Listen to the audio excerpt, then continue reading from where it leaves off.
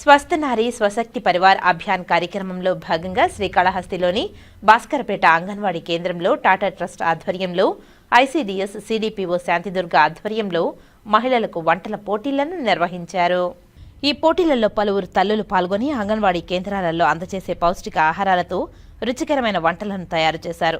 ఈ వంటలను CDPO Shantidurga, supervisor హరిత, ఏరియా ఆసుపత్రి డాక్టర్ రోహిణి, టాటా ట్రస్ట్ ఉద్యోగి లక్ష్మి రుచి చూసి రుచికరంగా వండిన ముగ్గురు తల్లులను ఎంపిక చేసి వారికి మొదటి, ద్వితీయ, తృతీయ బహుమతులను ప్రదానం చేశారు. ఈ సందర్భంగా ఐసీడీఎస్ శాంతిదుర్గ మాట్లాడుతూ స్వస్థ నారీ స్వశక్తి పరివార్ అభియాన్ కార్యక్రమంలో భాగంగా ప్రతిరోజు మహిళలకు ఆరోగ్య సమస్యలపై మరియు పౌష్టిక ఆహారాలపై వినూత్న రీతిలో అవగాహన సదస్సులు నిర్వహిస్తున్నామని తెలిపారు.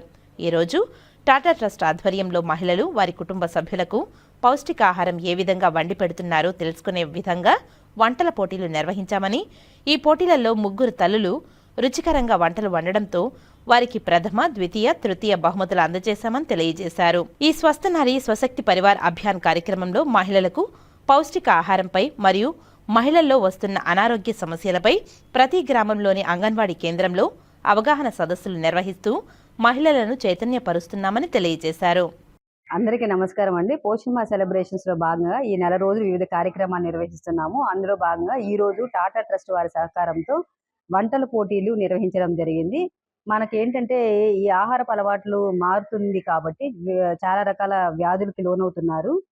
అది కాకుండా ఇప్పటి నుంచే పిల్లలకి మంచి పోషక పదార్థాలతో ఎలా వండి పెట్టాలి అనే విషయాల పట్ల అవగాహన కోసము ఈ కాన్సెప్ట్ ఈ రోజు నిర్వహించడం జరిగింది. దీంట్లో భాగంగా కొంతమంది తల్లులు వచ్చి ఇక్కడ వంటలు చేయడం జరిగింది. ఆ వంటలు నేను మా సూపర్వైజర్ టీం అందరూ కూడా, డాక్టర్ గారు అందరూ కూడా వాటిని టేస్ట్ చూసి ప్రైజెస్ కూడా ఇవ్వడం జరిగింది.